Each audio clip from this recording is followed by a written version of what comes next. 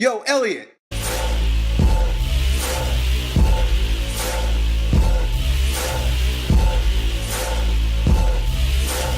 So we got a question here from one of our friends who's had an injury, an ankle injury, for the past 7 years. He says when he was 13 years old, he played sports. During a warm-up one day, he noticed that his ankle was hurting him, and he had to essentially quit playing a sport because he couldn't run. He really couldn't even walk very effectively for months at a time because of this ankle injury that he didn't even know how he got. He's 20 years old now, 7 years later, and he still has the ankle injury. It's not allowing him to be the strongest version of himself. The exercises he'd like to engage in, he might like to do some sprints, might like to jog or run and train in the gym, but he's hampered by this long-lasting ankle injury. He's wondering if I have any ideas to support him. So, very first thing that I just want to get out the way is that, boy, when you have an injury that you step on all day long, it's going to last a while. I tell you what, I cut my hand. You guys watched that video where I cut my hand 6 weeks ago. It's like it never happened, right? I sliced open the hand and it's like I had it wrapped up. It's my left hand, so not a big deal, so I just didn't use it for a little while. So I was training with it wrapped up. And it's like it never happened, right? And I was very mindful of how I use that hand and continue to use it in order not to build any faulty recruitment patterns that lead to muscular imbalance that will ultimately lead to chronic injury, right? You guys understand what I'm saying if you've been watching for a while. About 3 years ago, I stepped on some barnacles, right? And you know how bad, like you can get really infected like that. I stepped on some barnacles and cut open my foot. And to this day, if I'm not very mindful, it'll bother me.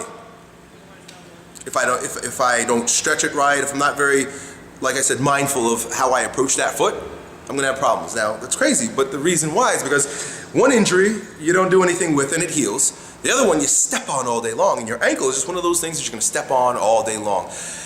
Now, let's take a few steps back and go to the root of lower limb muscular imbalance, right? We've got to come back up into the lumbopelvic region in our core.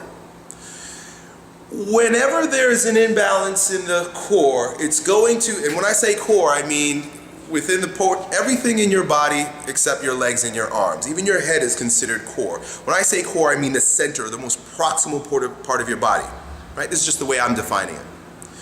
The more proximal the imbalance, or the imbalances that are proximal will always extend outward, right? If you got a problem with this shoulder, this is going to be reflected in this hand. If you got a problem at your hips, it's going to be reflected in your feet and your ankles. The most common muscular imbalance of the hips that leads to ankle instability is the anterior pelvic tilt, right? So if you got an anterior pelvic tilt, which basically means your pelvis, somebody said that I should start using a skeleton when I do these videos. I used to write on whiteboards, but I just like to get this information out and let you guys visualize for yourself. Hopefully I build a beautiful mental picture for you. And sometimes I step back. I'll step back so you can see me. Yeah, that's what I'll do. I'll lower this. So, here I go. I'm stripping it down, folks. Anterior pelvic tilt basically means, now I gotta yell, that your pelvis has a tendency to tip forward like that. When your pelvis tips forward, try this at home. I've done other videos like this. When your pelvis tips forward, your femur has a tendency to medially rotate. They're just coupled. So anterior pelvic tilt is coupled with medial rotation of the femur, right? Try that. Stick your ass out and see what happens to your knees. Your knees will start buckling in. As your knees buckle in, your ankles become unstable because your feet flatten. Just point your knees at each other and see what happens to your feet. Boom, they do this. So we can approach a situation from your ankle, which you said you've done, and like doctors can't help you because all they do is they look at the symptom. The symptom is your ankle. And they might try to help you stretch and strengthen your ankle, and I'll give you some ideas about how to stretch and strengthen your ankles in a moment. But if the root issue, which is the anterior pelvic tilt, is not dealt with, then every time you get up out of the therapist's chair, you're going to be subjecting your ankles to the same biomechanics that caused the issue, right? This is just one of the reasons why that might happen. I have a my pubic symphysis, right? If you look at an anatomy book, right? If you look at the hips, they come together and they sort of meet. And there's these two bones that come together called the pubic symphysis, or the point at which they meet is called the pubic symphysis. And mine, I was just born this way. Look like this, right? So I've got a bony defect that I was born with that lends itself to some of the dysfunctions that I have down in the lower portion of my leg. But because I'm mindful of this, because I understand this, and because I adjust my behavior accordingly, I don't really have too many problems. But it's because I pay attention to the imbalances in my muscular system associated with that defect, that bony defect. So I've made videos about how to correct the muscular imbalances in the hip, namely the anterior pelvic tilt or the Donald Duck type posture.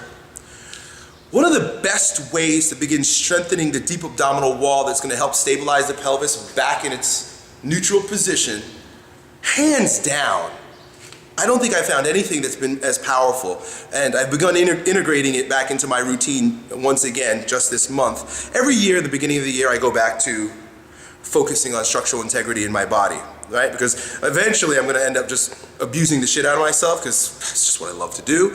But I spend the first quarter of the year, at least, first 3 months, restructuring integrity. So what I do is I include Pilates, floor Pilates exercises in my routine. I'm looking around because I thought I had the book with me because I was using it yesterday.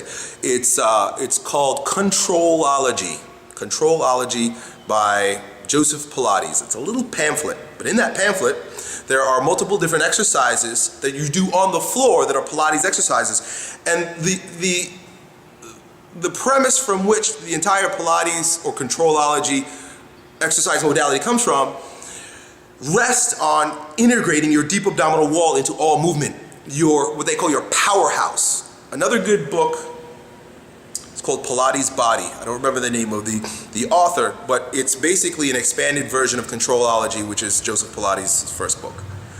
And in both of those books, they show you exercises that require that you tummy vacuum, you pull your belly in, right? Pull your belly, stand up and pull your belly in, see what happens to your pelvis.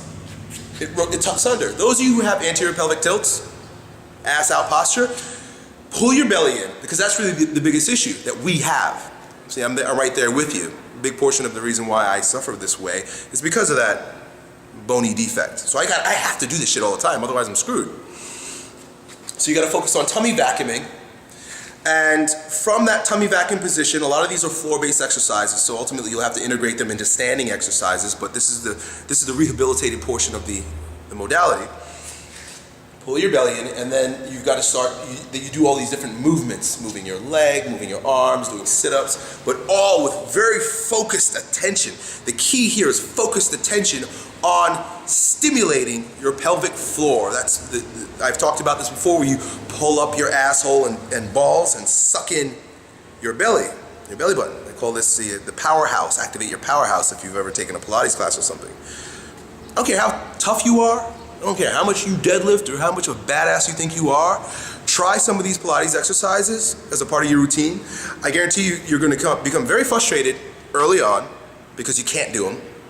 Especially the integration of turning on those muscles. A lot of people suffer from the inability, it's called motor sensory amnesia, the inability to actually turn on the deep abdominal wall because of inflammation in the gut. Again, I've talked about this multiple times. I've called this viscerosomatic inhibition, where if you have organ inflammation, it leads to muscular dysfunction. So what I'm saying in essence, I'm going to make this a long video. I've been making long videos lately. Is that it could come from ultimately your ankle dysfunction could come from eating bad foods, bad diet, right? If you're gluten intolerant, you're eating gluten, well then you're going to have viscerosomatic inhibition, shutting down your deep abdominal wall, causing the instability of your pelvis, medial rotation of your upper leg, flattening of your feet, which is going to cause ankle problems, right? So we've got to look at this holistically, folks. Sorry. Some of you guys find this boring. Why doesn't Elliot just give us a fucking exercise? Well, I'd be robbing you. I'd be cheating you. if I didn't have you look at it from this particular perspective. So you could be eating foods, you could be like, ask yourself, take a look at your history. You know, this is why assessment is so important. Take a look at your history. When you were 13, did you begin taking any type of medication?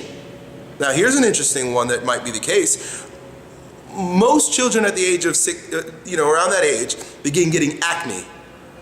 And that's usually the very first time that parents start thinking about giving their kids designer medication, right? Unless it's attention deficit disorder and then they want to give you pills for your brain not being right, which is a totally different story. But I just know this from experience. You know, I've had children that come here that they take like Accutane and different very harsh chemicals. In fact, a lot of them are antibiotics. And if you know anything about antibiotics, the word anti meaning against, anti, right? Life, biotics, biology, anti-life. They go in there, they destroy your gut because you have lots of life in your gut. You've got lots of microbes. There's a whole microbiology city going on in your gut. And they're there to support you. We think we're better than the organisms that are. It's really symbiotic. I was going to say that they are parasitic, but it's symbiotic. We work symbiotically with the bacteria in our environment, and our body is made up of a lot of bacteria. I think I once heard that there should be about 9 pounds of bacteria in a healthy gut. I'm sure I don't have that. I've taken antibiotics, especially as a kid. That will cause inflammation in your gut lining. It will lead to a whole slew of other problems that will lead to even greater inflammation in just not only in the gut, but even in your joints.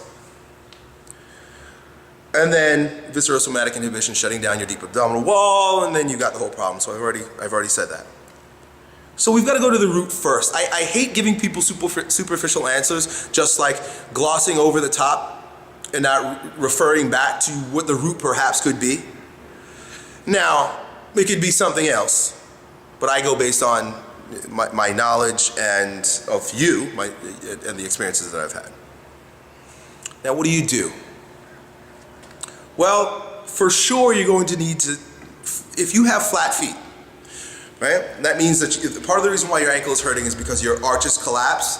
The muscles that are going to be tight and need to be stretched in the lower portion of your leg, because there are tons of them. I mean, it's going to go, you know what, I'll just go all the way up the chain, are your peroneals, right? So on the outside of your leg, right? Can I do this? Let's see if I get my leg up there. On the outside there, right? You see how my leg was like this? On the outside of the leg, boom, that causes the sides of your feet to flip up. They're called peroneals, right? And those need to be stretched and they need to be foam rolled. You can lay over a foam roller and roll them out. Google this stuff, how to foam roll peroneals. And also the foot needs to be inverted. So you need to take the foot. What I like to do is, you can call this, they call this the pigeon pose in, a half pigeon I think, in yoga. But I like to get one of the massage tables in my gym. I put it up and then I made a video about this actually. I put my leg up on it, like this. And then I actually hold my foot and I roll it up. And that's going to allow the muscles along the side of your leg, you know, a lot of those muscles like your iliotibial band, which reaches down into your knee, comes up from the hip. You've got the what is that? Is that the tensor fasciae latae? You know, that comes through the middle. And you've also got your side muscles. Why am I not remembering this right now? But anyway, so you've got a whole lot of muscles on the side there that are supporting the flipping up of the side of your legs. And you want to roll those in. Again, this is just an assumption of what I think you have. Roll it in. Then you're also going to want to get flexible enough in your ability for your toes to plantar flex. Plantar flexion, dorsiflex, extension. Flex and extend, right? Brain farting here today. So what I like to do is sit kneeled, like, you know, when you're praying, or if you pray, or the way Muslims pray, on their knees. Well, so you want to be able to extend your feet, sit on your ankles with your feet pointing behind, your toes pointing behind you, and get really comfortable in that that pointed toe position. Stretch it out that way, and then just the opposite, creating flexibility in your Achilles tendon, in your soleus, gastrocnemius. To a degree, it's more of a knee flexion and extension muscle, the gastrocnemius. But it also supports flexion and extension at the ankle. More the soleus. The soleus has a tendency to get very rigid because, unlike the gastrocnemius, the soleus is a slow twitch muscle. It has a tendency to grow very tonic. So you're going to want to foam roll and stretch all those muscles. And then when it comes time to strengthen, the exercise I would begin with would be single leg toe touches, barefoot on a flat floor. What I would do is, I've done videos on this, you've seen like the guys that come to my camps do this. Stand on one leg, reach the opposite hand in the air, and just go down and touch your toe and come back up. Touch the toe, come back up. This is going to build stability in the ankle. When you can build up to 10 or 20 of those on each leg, do it with your eyes closed. Now the whole proprioception thing is coming into play, and you're going to have these righting and tilting reflexes where your nervous system is going to have to figure out how to stimulate muscles that may be laying dormant. Right? When your nervous system freaks out because it thinks that you're going to fall, it turns on muscles that don't normally turn on. That's why like people hurt their backs when like they didn't really fall. I just took a weird step, and then all of a sudden, oh, my back's fucked up. Well, that's because those muscles hadn't worked in a long time, but because your nervous system thought you were going to fall, it engaged it in a way that the rest of the body was like, whoa, when did you join us? And they didn't know how to support the activation of that muscle. So that's why it's good to do balance type exercises, unilateral exercises, even using Swiss balls and stuff like that, uneven surfaces. It looks like it's all fad exercise shit, but as far as rehabilitation is concerned, which is your case, and also supporting your nervous system and being its the strongest version of itself, you want to integrate these types of exercises into your routine. So strengthen in that particular fashion. So that's it, man. Good luck. If I can leave you guys with one point, it is go to the roots of your dysfunction first before tickling the things on the outside. Done. Yo, Elliot.